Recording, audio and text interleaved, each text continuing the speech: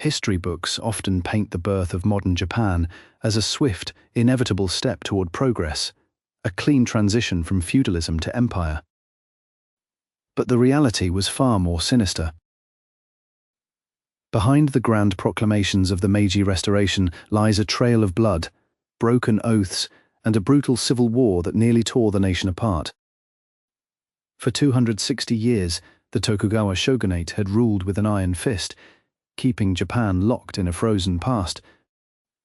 But by 1867, the gates were being kicked open from the inside. This wasn't just a political change, it was a violent purge.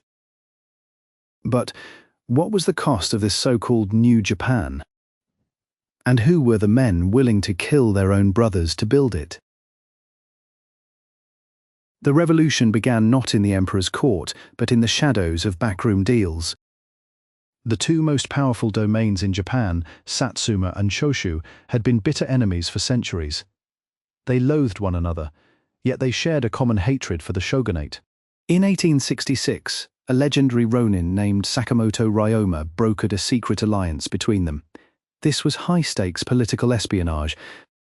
Because the shogunate had banned the Choshu from purchasing modern weapons, Satsuma acted as a front, buying thousands of state-of-the-art rifles from Western traders like Thomas Glover and then smuggling them into Choshu territory. This was a total betrayal of the existing law. While the shogunate's officials were distracted by traditional court etiquette, the rebels were stockpiling 7,300 mini-rifles and modern cannons.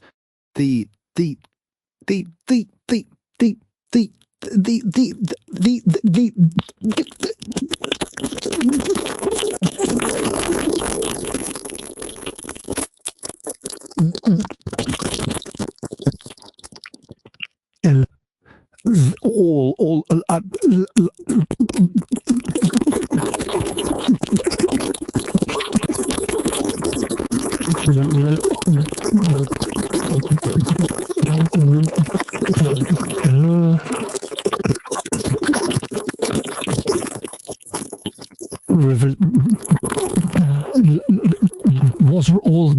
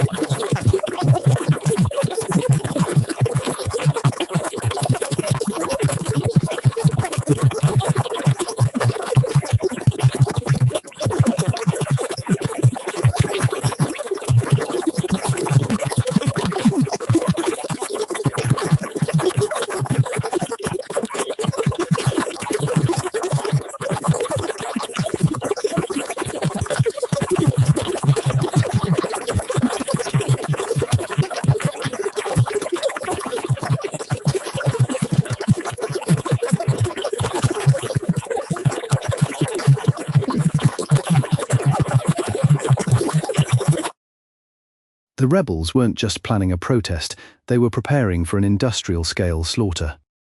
But the question remained, would these modern toys actually stand a chance against the shogun's veteran samurai?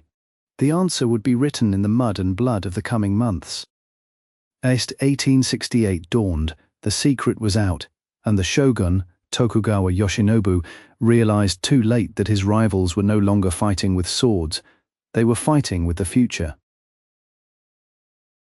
In January 1868, the two sides finally collided at Toba-Fushimi, just outside Kyoto.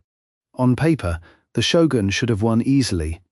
He had 15,000 men against the rebels' 5,000.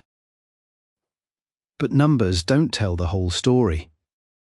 The shogunate's forces were a chaotic mix of traditional swordsmen and semi-modernized infantry. When the fighting started, the roar of the rebels' hidden artillery shattered the shogun's ranks. Then came the masterstroke of psychological warfare. The rebel forces suddenly unfurled the imperial banner, the sun and moon on a field of red and gold. In an instant, the shogun's army were no longer defenders of the state. They were officially rebels against the emperor. The shock was paralyzing. Men who had spent their lives training for honorable combat found themselves branded as traitors by a piece of silk.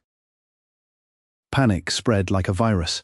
Shogun Yoshinobu, fearing his own capture or a total collapse of morale, fled the battlefield in the middle of the night. He escaped on a ship to Edo, abandoning his men and his dignity. It was a cowardly act that effectively ended 260 years of Tokugawa prestige. But did the shogun's flight mean the war was over? Far from it. The North was still loyal, and they were prepared to fight to the last man. Victory changed everything, and not in the way the samurai had hoped. The new Meiji government, led by the very men who had been warriors months earlier, realized a hard truth. To compete with the West, Japan couldn't have a privileged warrior caste. They needed a nation of taxpayers and conscript soldiers. What followed was a systematic betrayal of the samurai identity. The government abolished the feudal domains. Then, they did the unthinkable. They took away the stipends that kept samurai families from starving. In 1876, the ultimate insult arrived, the Heitorei Edict. This law banned the public wearing of swords. For a samurai, the sword was his soul, and the government had just ripped it out. Imagine the bitterness. You fought to restore the emperor, only for his new advisors to tell you that you are obsolete. You are no longer a protector, you are a burden on the national budget. The very modernization the samurai had helped fund with their blood was now being used to erase them from existence. But would the proudest warriors in history simply fade away? Saigo Takamori, the giant of the revolution, was beginning to think otherwise. Saigo Takamori was the heart of the revolution. A man of immense physical presence and even greater charisma, he was the hero of the Bushin War. But by 1873, he found himself a stranger in the government he helped create. The breaking point was the debate over Korea. Saigo wanted to provoke a war, not just for territory, but to give the displaced samurai a sense of purpose and honor. His colleagues, more pragmatic and perhaps more ruthless, refused. They knew Japan wasn't ready for an overseas war. Insulted and disillusioned, Saigo resigned and walked away from the halls of power. He returned to his home in Kagoshima, followed by thousands of loyal, angry young samurai. In the countryside, he opened private academies that were effectively paramilitary training camps. The government in Tokyo watched with growing dread. They had created a centralized state, but in the south, a shadow army was forming around a man they couldn't control. The stage was set for the final act. But was Saigo planning a rebellion, or was he being pushed into one by his own followers? In 1877, the powder keg finally exploded. The Satsuma rebellion wasn't just a riot, it was a full-scale insurrection led by 40,000 of the finest warriors in Japan. This was the moment of truth for the Meiji government. They sent their new imperial army, a force made up of commoners, farmers and shopkeepers armed with modern rifles, to face the legendary Satsuma swordsmen. At the siege of Kumamoto Castle, the two worlds collided. For 6 weeks, the samurai threw themselves against the modern fortifications. It was a slaughter. The government's conscripts were terrified, but they were well supplied and had endless ammunition. Every time a samurai closed the distance for a sword strike, he had to survive a hail of bullets first. This was the brutal reality of the new age. Skill and lineage no longer mattered as much as industrial output. The rebellion was bleeding out, losing its best men in every skirmish. Yet, despite the mounting casualties, the Satsuma warriors refused to surrender. They were fighting for a world that was already dead. But why did they keep going when the end was so clearly inevitable? September 24, 1877. The end came on a hill called Shiroyama. Saigo Takamori was down to his last 500 men, surrounded by 30,000 government troops. The hills were lit by the glow of searchlights, a haunting symbol of the modern technology closing in on the ancient ways. At 3 a.m., the final bombardment began. Saigo, wounded in the hip and stomach, knew the time had come. In the tradition of his ancestors, he committed seppuku, assisted by his loyal lieutenants. The remaining samurai didn't surrender. Instead, they drew their katanas and launched one final suicidal charge into the line of Gatling guns and rifles. It was over in minutes. When the smoke cleared, the samurai class, as a political and military force, had ceased to exist. The government had won, but the victory felt hollow to many. They had killed their greatest hero to save their newest empire. The last samurai was dead, and with him, the feudal heart of Japan. But in the ashes of Shiroyama, the government found something unexpected, a legend they could use. Because, how do you turn a dead rebel into a national icon? The answer lies in the dark art of political myth-making. The government's final move was perhaps their most brilliant and most cynical. Just 12 years after Saigo Takamori died as a rebel, the emperor posthumously pardoned him. Why? Because the new Japan needed a symbol of loyalty and sacrifice to motivate its new conscript army. They took the image of the samurai, the very people they had just destroyed, and turned it into a propaganda tool. They promoted a sanitized version of Bushido to the common people, telling every factory worker and soldier that they, too, could have the spirit of a samurai. The reality of the Boshin War's betrayals and secret deals was buried under a layer of nationalist myth. This transformation paved the way for the aggressive expansionism of the 20th century.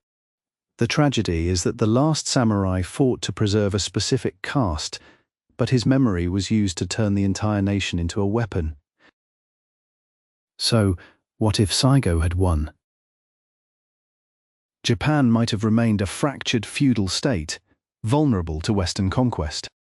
In the end, the secret war created a modern giant, but it did so by killing its own soul. The modern Japan we see today wasn't built on consensus, it was built on the bones of those who refused to change. The story of the last samurai is more than a tale of swords and honor. It is a dark lesson in how power truly works, through betrayal, propaganda, and the cold reality of modernization. If you want to uncover more hidden truths behind the world's most famous events, make sure to subscribe to the Eerie Historian. The past is never as clean as the textbooks say. Until next time, keep questioning the narrative.